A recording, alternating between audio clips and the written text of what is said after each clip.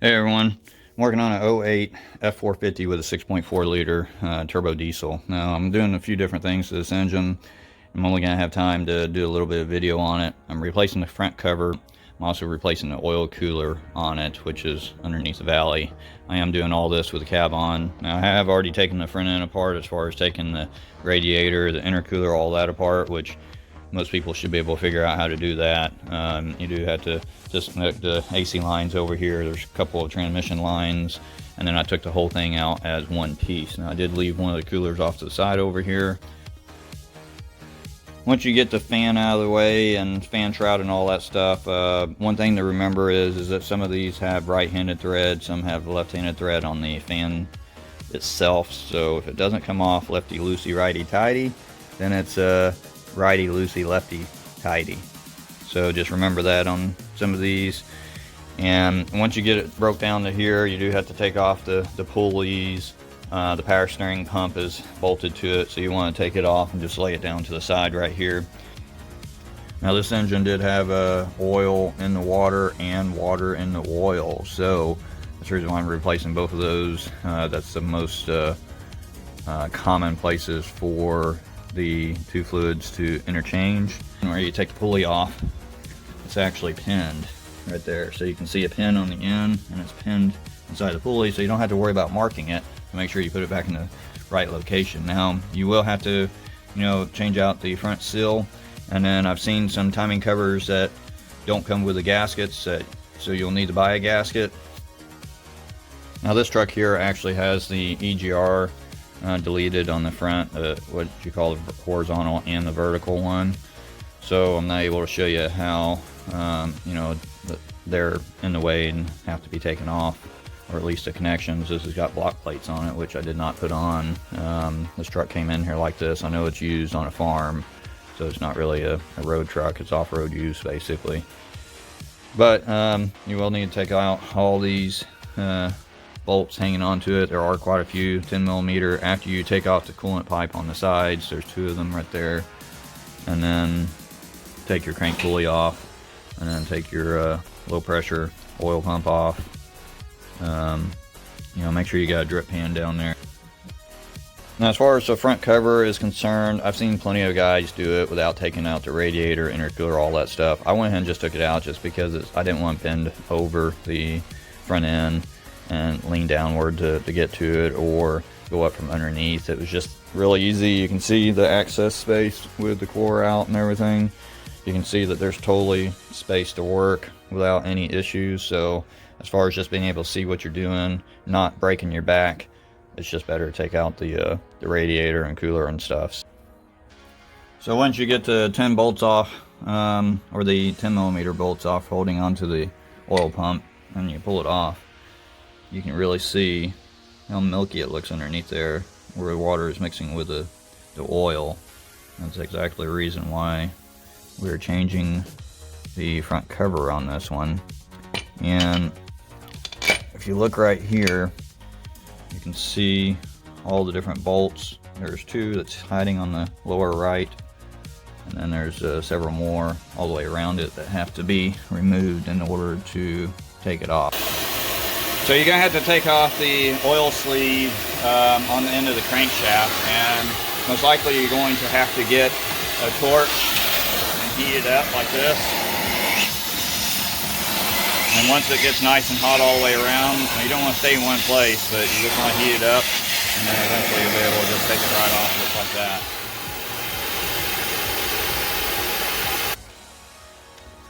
So now that you have that sleeve off the end of the crank, you'll be able to slide the oil pump gears all the way off without any other issues. Now be careful, if you just took the torch to it, it's probably a little warm. But there, you see how I just removed that. Now the only thing left to do is to start unbolting the cover and remove it off the front of the engine. So once you get all the bolts out of the front timing cover, or the front cover of the engine, you'll see a lot of water is still coming out. Just make sure you got the drip pan underneath there. So as far as how many bolts that's covering this up, a lot of people miss this one right here, because when they're looking from the top, they can't see it. So there's a bolt right there that you gotta get out, and then there's 2 right here, so that's 3 on the upper left, and then there's 2 on the upper right, and then there's 2 on the lower right, then there's 3 on the lower left. So the 3 on the lower left are all short, and all the rest of them are long. So the rest of these, it doesn't matter where you put the bolts out because they're all the same size. So just remember that these 3 lower ones, which is going to be pretty obvious, because if you try to put the short bolt inside of the long hole, it won't grab at all. And if you try to put the long bolt inside of the short hole, it sticks out way too far. It'll never tighten down. So it's not too hard to figure out where the bolts go. But once it's off there, then you can go ahead and either use a crowbar if it's stuck, kind of like this, back behind the cover back here, and wedge it out. Use a rubber mallet or something. Usually once you unbolt all of them, it'll come off pretty easily. So you can see right here how easily it just moves with just my hand. We'll go ahead and slide it on out and take it off. So now you see I've got the front cover off right here. There's a couple things I see that's concerning. One thing is the gasket material that I see on the engine side. You have to clean it and get it smooth whenever you're replacing your cover. I noticed on this one that the gasket material that's on the block still is not missing from the gasket over here.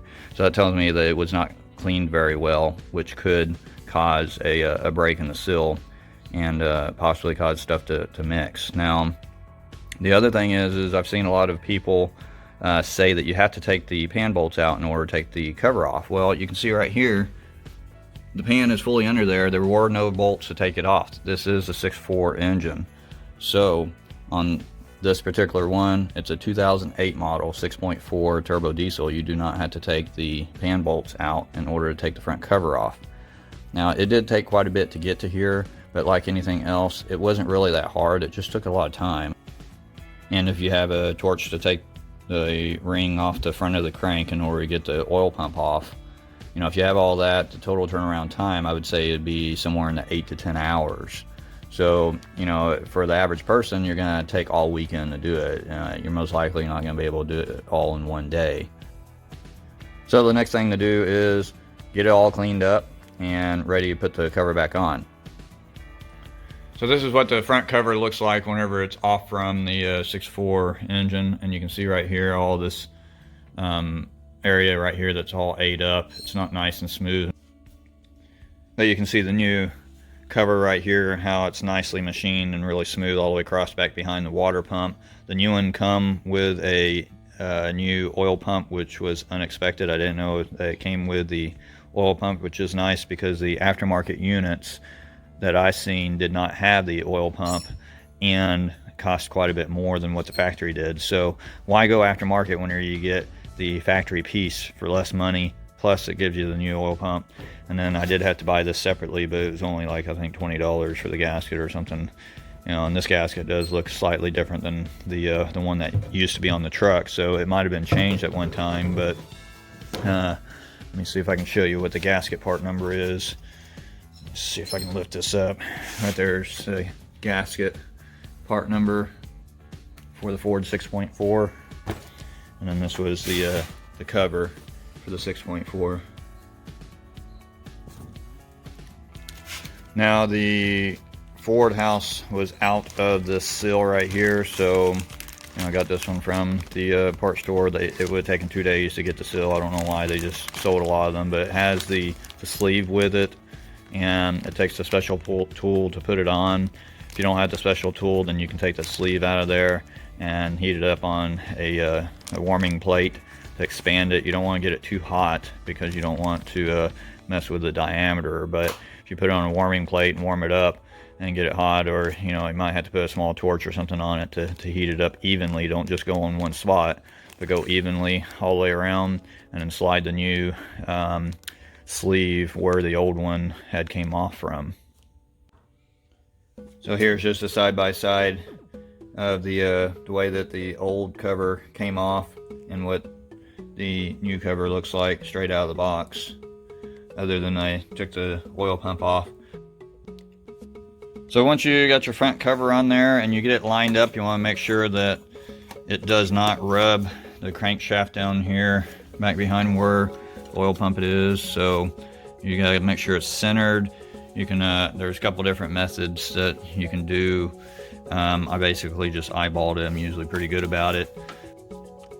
And now I'm gonna go ahead and heat up the ring for the end of the shaft, the crankshaft there, and put it back on where I removed the old one off. So if behind the water pump on your front cover doesn't look really smooth and you like this, then you probably want to change it if it has any type of cavitation. That's what a brand new one looks like. So it gives you something to compare it with.